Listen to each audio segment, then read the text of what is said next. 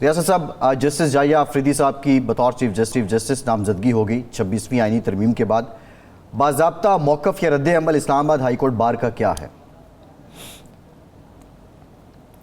बिस्मिल्लाहिर्रहमानिर्रहीम। बहुत शुक्रिया फैसल। हमने तो Islamabad high court bar association, Islamabad bar council और डिस्ट्रिक्ट बार एसोसिएशन ने इन टोटो इस प्रपोज्ड जो 26वीं तरमीम थी, इसको हमने इन टोटो रिजेक्ट किया था। हमारा मौक़िफ़ उस पर आज भी वही है जो हमारा पहले था। अब याह्या अफरीदी साहब का जो नोटिफिकेशन हुआ है, हम तो याह्या अफरीदी साहब की ज़ात जो है ना, वो बहुत डायनेमिक और बहुत ही इंटेग्रिटी, प्रोफेशनल और मैं कहता हूँ कि बड़े आला ज़र्फ़ के जज हैं।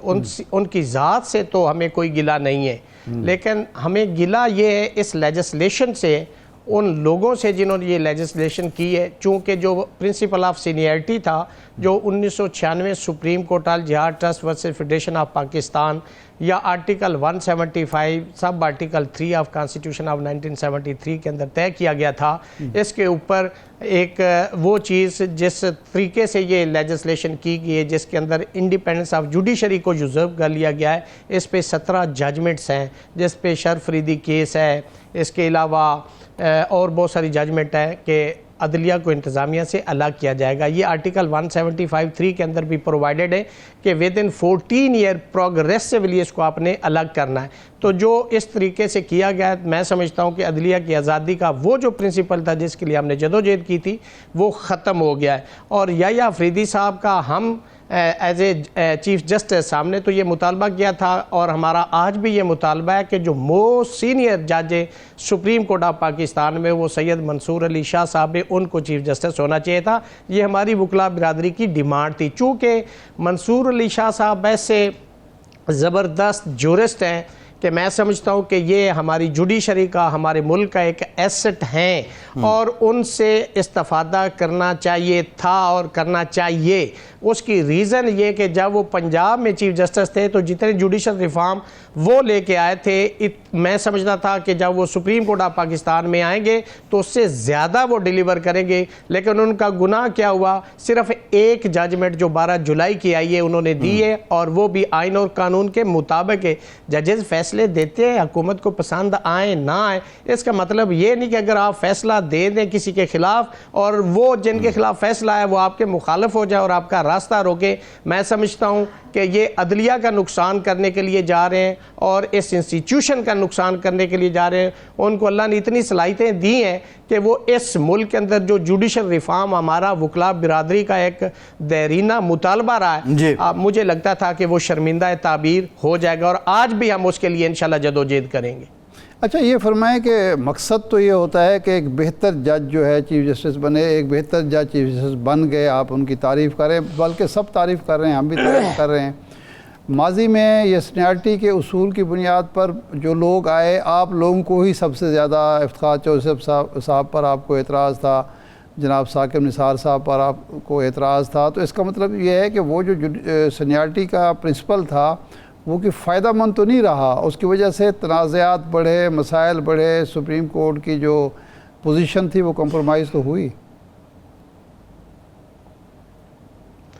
इसमें इरशाद साहब बड़ा ज़बरदस्त सवाल आपने किया। इसमें एक चीज़ बड़ी इंपॉर्टेंट है, जब ये तय होगा ना कि ये शख्स जो सीनियर होगा वो चीफ जस्टिस बनेगा, तो जो अदलिया है उसके अंदर जो मनूवरिंग का एलिमेंट है वो ख़त्म हो जाएगा। अब जब आप 3 जजेस का पैनल देंगे तो अदलिया के अंदर इंटरफेरेंस, और जिसने चीफ जस्टिस लगाना है वो जो जुडिशल कमेटी, पार्लिमानी कमेटी बनाई गई है, मैं समझता हूँ कि वो जजेस साहबान, चूँकि ये होता है कि एग्जेक्टिव हमेशा अपने इख्तियारात से तजावुज़ करती है और उनके फैसले हमेशा टर्न डाउन होते हैं। तो अब जो जिसने चीफ जस्टिस बनना होगा वो हुकूमती उस पार्लिमानी कमेटी और हुकूमत को कभी खफा नहीं करेंगे।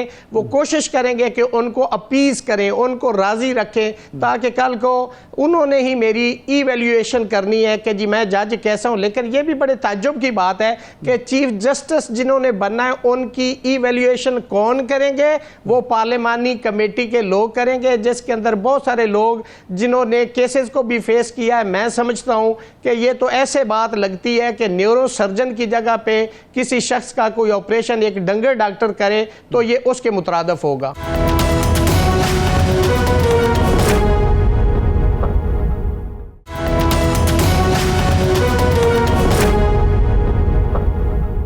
ये तो सारी दुनिया में होता है, इंडिया में भी ऐसा होता है, अमेरिका में भी ऐसा होता है, कई और ममालिक में होता है, तो वहाँ ये एतराज़ तो नहीं होता। वहाँ तो आपके सामने अमेरिका में जो होता है ओपन पब्लिक हियरिंग होती है और वो सबके सामने उनके सवालात किए जा रहे होते हैं। और पार्लिमानी कमेटी तो एग्जेक्टिव नहीं है, उसमें रियासत अली आज़ाद साहब। इरशाद जी जी जी जी नहीं एग्जेक्टिव फैसल ये पार्लियामेंट्री सारे देखें सेनेट से 4 होंगे, 8 नेशनल असेंबली से होंगे और यही एग्जेक्टिव है, यही पार्लियामेंट है। अब देखें ये ट्राइकॉटमी ऑफ पावर है ना, 3 इदारे होंगे, लेजिस्लेचर होगी, ठीक है, एग्जेक्टिव होगी और अदलिया होगी। तो एक इदारा दूसरे में जब इंटरफेरेंस करेगा, ट्रांसग्रेस करेगा तो अदलिया की आज़ादी भी यूज़र्प होगी। इरशाद साहब ने जैसे फरमाया कि अमेरिका में ऐसे होता है, अगर हम अमेरिका की मिसाल दें तो वहाँ पे सदारती निज़ाम है, अगर हम अमेरिका की मिसाल दें तो वहाँ पे मिस यूज़ ऑफ अथॉरिटी नहीं होता, वहाँ पे पॉलिटिकल विक्टिमाइजेशन नहीं होती, वहाँ बाय हुक और क्रोक अपोजिशन को नहीं लिताड़ा जाता, वहाँ लोगों के जो इंसानी हकूक़ है उनको वायलेट नहीं किया जा सकता। इरशाद साहब आप ये आइडियलिज्म की बात कर रहे हैं कि अगर हम अमेरिका की मिसाल देते हैं वो हमसे 400-500 साल आगे, हमसे तो यहाँ की सड़कें सीधी नहीं होती, हमारा नेट काम नहीं करता, हमारे यहाँ सेहत की सहूलत नहीं, हमारे यहाँ एजुकेशन की सहूलत नहीं है, वहाँ का निज़ाम इसके साथ कंपैरिजन करें तो मैं समझता हूँ वहाँ पे कलरफुल एक्सरसाइज ऑफ लॉ नहीं होती जो यहाँ पे होती है। तो इसका कंपैरिजन करना भी तो हम बिगिनिंग स्टेज पे है और हमने शुरू में। आज़ाद साहब देखें, अमेरिका में जहाँ कोई खूबी हम अपना सकते हैं वो अगर अपना लें तो उसमें कबाहत क्या है। अगर हमें सड़कें ठीक नहीं कर रहे हैं तो इसका मतलब ये है कि स्कूल भी ठीक ना करें, या स्कूल अगर हमारे ठीक नहीं है तो अस्पताल ठीक ना करें।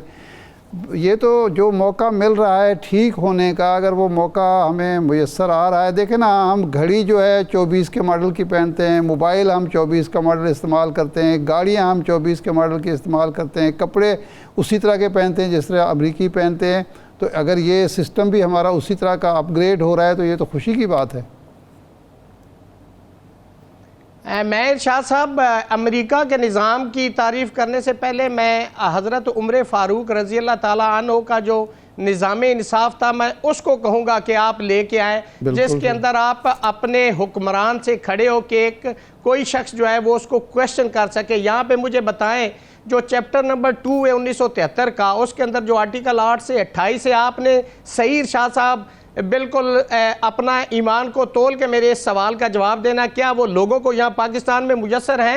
क्या उनमें से लोगों के साथ जो आइन आपको तहफ़्फ़ुज़ देता है वो ट्रू सेंस में यहाँ पे है? यहाँ पे फ्रीडम ऑफ एसोसिएशन है, फ्रीडम ऑफ असेंबली है, यहाँ पे फ्रीडम ऑफ स्पीच है, यहाँ पे कोई मुझे बता दें जो पाकिस्तान के अंदर इस वक्त लॉलेसनेस है। नहीं रियासत साहब आप रियासत साहब बात कर रहे हैं फ्रीडम ऑफ असेंबली की।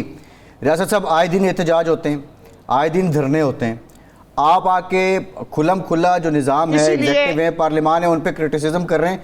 फ्रीडम ऑफ स्पीच क्या चाहिए, मतलब फ्रीडम ऑफ असेंबली क्या चाहिए, उससे मुराद क्या है? क्या मारदार है? मुझे बताएं फैसल, मुझे बताएं, अगर ये आप बात कर रहे हैं कि रोज ऐसा होता है तो रोज यहाँ पे दहशतगर्दी की FIR नहीं होती, यहाँ पे रोज डकैती की FIR उनके खिलाफ नहीं होती, जबकि सुप्रीम कोर्ट की जजमेंट है 2020 supreme court Ghulam Hussain case page 1, उसके अंदर क्राइटेरिया बता दिया गया कि दहशतगर्दी कहाँ लगेगी। आपका ये जहाँ मन चाहे आप दहशतगर्दी लगा दें, जहाँ आपका मन चाहे आप अगले को दहशतगर्द डिक्लेयर कर दें, आपको कौन सा ला इस चीज़ की अथॉरिटी देता है? ये है मिस यूज ऑफ अथॉरिटी। आप उस कॉन्स्टिट्यूशन को, उस चैप्टर को जो चैप्टर नंबर 2 है उसको ट्रू सेंस में पाकिस्तान में इंप्लीमेंट कर दें। आर्टिकल 4 जो है कॉन्स्टिट्यूशन ऑफ 1973 का, जिसके अंदर ये लिखा गया है कि every citizen of Pakistan shall be dealt in accordance with law. मुझे बता दें, यहाँ पे लोगों को मिसिंग कर दिया जाता है, मुझे बताएं कि ये किस आइन और किस कानून के तहत होता है, मुझे बता दें। आज़ाद साहब असल में मसला हमारा ये है,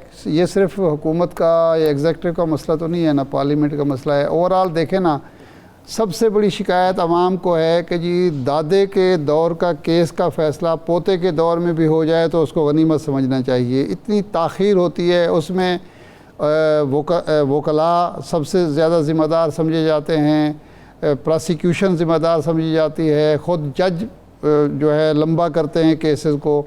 तो ये सारी इस्लाह पजीर होगा मामला तो ठीक होगा। तो आप समझते हैं इस वक्त जब एक बेंच बन गया कॉन्स्टिट्यूशनल केस उसमें चले जाएंगे, दूसरी सुप्रीम कोर्ट होगी वो रूटीन के केस होगी, तो इससे तेज़ रफ्तार इंसाफ मिलेगा। और इसमें वकला बिरादरी बार का क्या किरदार होगा? दो सवाल आपने किए। पहले सवाल का कि वकला को आपने कहा कि वो इसके अंदर उनका भी कसूर है। मैं समझता हूं कि केसेस अगर लंबे होते हैं तो आप लिमिटेशन के एक्ट को आप अमेंड कर दें, अपडेट कर दें, हर केस के लिए लिमिटेशन रख दें और उसके अलावा जजेस की तादाद बढ़ा दें। आज आपके मुल्क के अंदर 25 करोड़ आबादी है।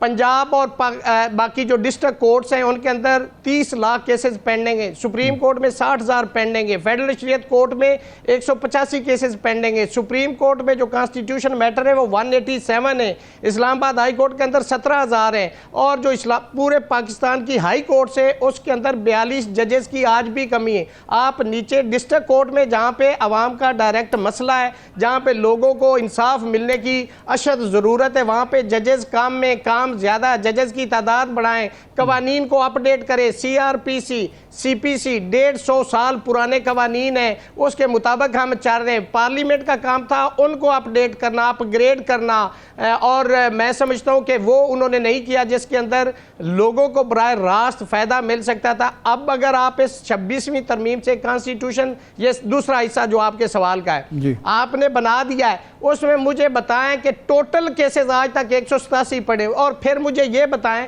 कि अगर आप ये गिला करते हैं कि सुप्रीम कोर्ट में तो बाकी केसेस नहीं सुने जाते, ये पार्लियामेंटेरियन भी तो पहले सोचे ना कि उनके केसेस वहां जाते क्यों हैं।